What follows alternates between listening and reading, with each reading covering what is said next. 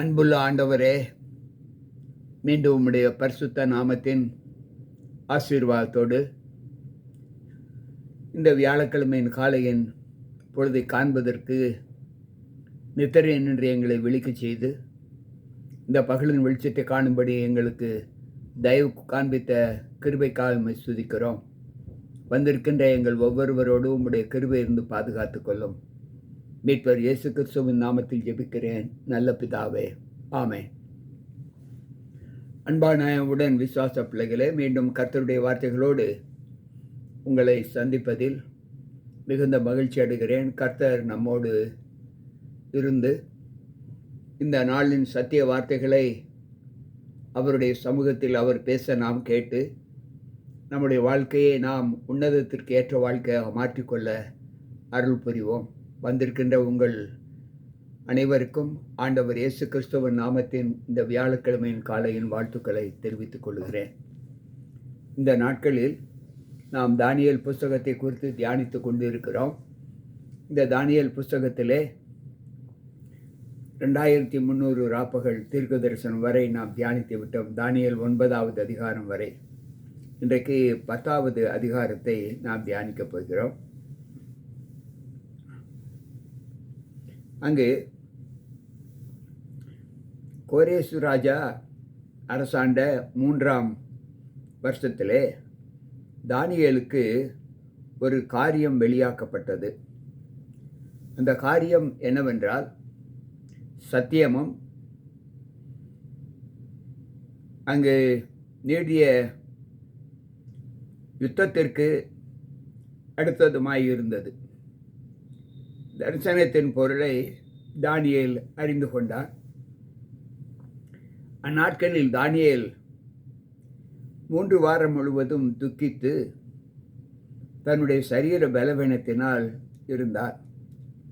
அந்த 3 வாரங்களுமே அவன் எந்தவித ருசிகரமான அப்பத்தையும் அவன் புசிக்கவில்லை.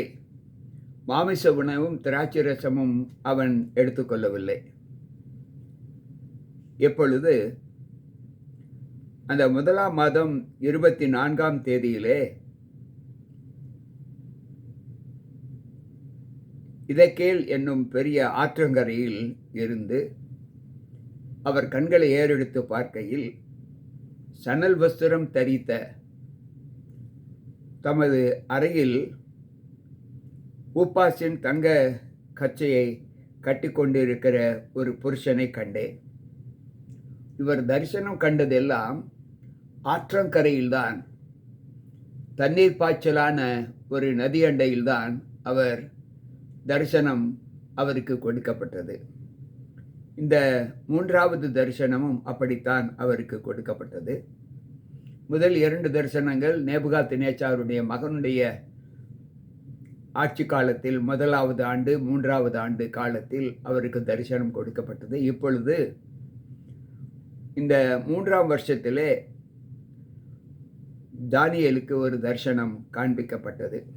கோரேசு ராஜா ஆண்ட 3ஆம் வருஷத்திலே அவர் கண்களை ஏறெடுத்து பார்க்கும்போது அந்த சரீரம் படிகை பச்சை போலவும், அவருடைய முகம் மின்னலின் பிரகாசத்தை போலவும், அவருடைய கண்கள் எரிகிற தீபங்களைப் போலவும், அவருடைய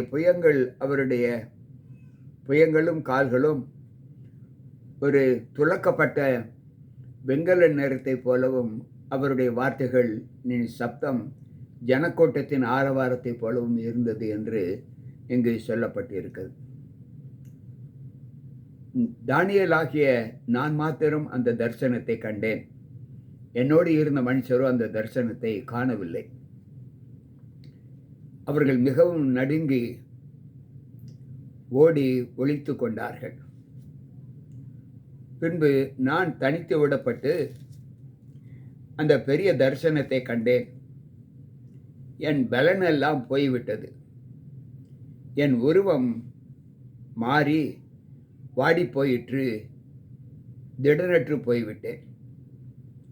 அவருடைய வார்த்தைகளின் சத்தத்தை கேட்டேன். அவருடைய வார்த்தைகளின் சத்தத்தை நான் கேட்கும்போது நான் முகம் கவிழ்ந்து நித்திரை போகிறவனாய் தரையிலே முகம் குப்புற விழுந்து கிடந்தேன். இதோ ஒருவனுடைய கை என்னை தொட்டு என் முழங்கால்களும் என் உள்ளங்கைகளும் தரையை ஊன்றி இருக்க என்னை தூக்கி எடுத்தது. அவன் என்னை நோக்கி, பிரியமான புருஷனாகிய தானியேலே, நான் இப்போது உன்னிடத்தில் அனுப்பப்பட்ட நோக்கம் என்னவென்றால், நீ கால் ஊன்றி நான் சொல்லுகிற வார்த்தைகளின் பேரில் நீ கவனமாய் இருந்து கால் ஊன்றி நின்று கேள். இந்த வார்த்தையை தானியேல் இடத்தில் அவன் சொல்லுகையில் தானியேல் மிகவும் நடுக்கத்தோடு எழுந்து நின்றார். அப்பொழுது அவன் என்னை நோக்கி, தானியேலே, பயப்படாதே. நீ அறிவை அடைகிறதற்கும் உன்னை உன்னுடைய தேவனுக்கு முன்பாக சிறுமைப்படுத்துகிறதற்கும் உன் மனதை செலுத்தின முதல் நாள் துவக்கி உன் வார்த்தைகளை கேட்கப்பட்டது. உன் வார்த்தைகளின் நிமித்தம் நான் வந்தேன். நீ எப்படி தேவனுடைய சமூகத்தில் உன்னை சிறுமைப்படுத்தி தேவனுக்கு உன்னை ஒப்பு கொடுத்தாயோ, அந்த நாள் முதல் உன் வார்த்தைகளை கேட்பதற்கு நான் இப்பொழுது உன்னிடத்தில் வந்தேன். பெர்சியா ராஜ்யத்தின் அதிபதி 21 நாள் மட்டும் என்னோடு எதிர்த்து நின்றான். ஆனாலும் பிரதான அதிபதிகளின் ஒருவனாகிய மிகாவேல் என்னும் ஒரு தூதன் எனக்கு உதவியாக வந்தார்.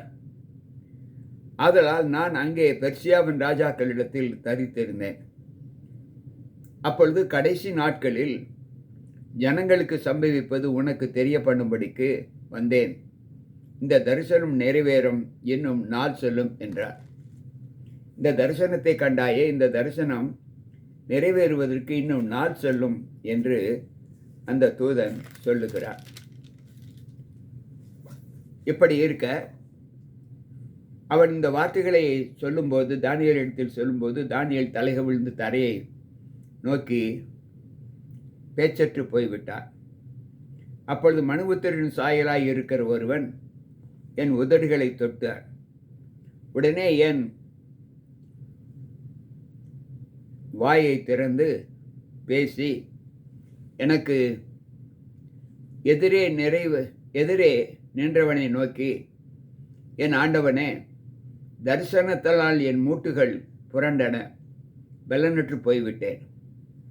ஆகையால் என் ஆண்டவனுடைய அடியேன் என் ஆண்டவனோடு பேச கூடுவது எப்படி? இனி என்னில் பலன் இல்லை, என்னில் மூச்சமில்லை என்றார். இந்த வார்த்தைகளை, இந்த தரிசனத்திலே அவனுக்கு ஒரு அதிருப்தி. எல்லா தரிசனத்திலும் அவன் நல்ல ஊக்கமாக செயல்பட்டான், ஆண்டவரோடு பேசினான். ஆனால் இந்த தரிசனத்திலே கோரேஸ் ராஜாவினுடைய 3வது ஆண்டு தரிசனத்திலே அவனுக்கு ஒரு பெரிய அபரிவிதமான ஒரு ஆச்சரியமான ஒரு தரிசனத்தை அவன் கண்டான். அவன் பலனற்று போய்விட்டான். அப்பொழுது மனுஷன் ரூபமான திரும்ப ஒருவன் என்னை தொட்டு எடுத்து என்னை திடப்படுத்தி, பிரியமான புருஷனே, பயப்படாதே, உனக்கு சமாதானம் உண்டாகுவதற்காக திடன் கொள் என்றான். இப்படி அவன் என்னோட பேசுகையில் நான் திடன் கொண்டு அவனை நோக்கி, ஆண்டவன் பேசுவாராக, என்னை திடப்படுத்தினீரே என்றேன். அப்பொழுது அந்த தூதன், நான் உன்னிடத்தில் வந்த காரணம் என்னவென்றால் உனக்கு தெரியுமா? இப்போது நான் பெர்சியாவின் பிரபுவோட யுத்தம் பண்ண திரும்ப போகிறேன். நான் போன பின்பு கிரேக்கு தேசத்தின் அதிபதி வருவான். சத்திய எழுத்திலே கண்டிருக்கிறதை நான் உனக்கு தெரிவிப்பேன். உன் அதிபதியாக மிகாவேலை தவிர என்னோட கூட அவர்களுக்கு விரோதமாய் பலம் கொள்ளுகிற வேறு ஒருவனும் இல்லை என்றார்.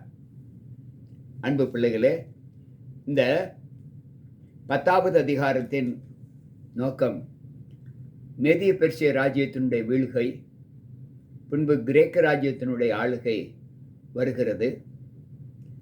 இதை குறித்து ஆண்டவர் சொல்லுகிற தானியேலுக்கு தம்முடைய தூதர்களை கொண்டு சொல்லுகிற வார்த்தை என்னவென்றால், இந்த உபாயங்களில் சத்திய எழுத்தில் எழுதப்பட்டிருக்கிறவரை நான் உனக்கு தெரிவிப்பேன் என்று சொல்லுகிறார். அன்பு பிள்ளைகளை, சற்று யோசித்து பார்ப்போம்.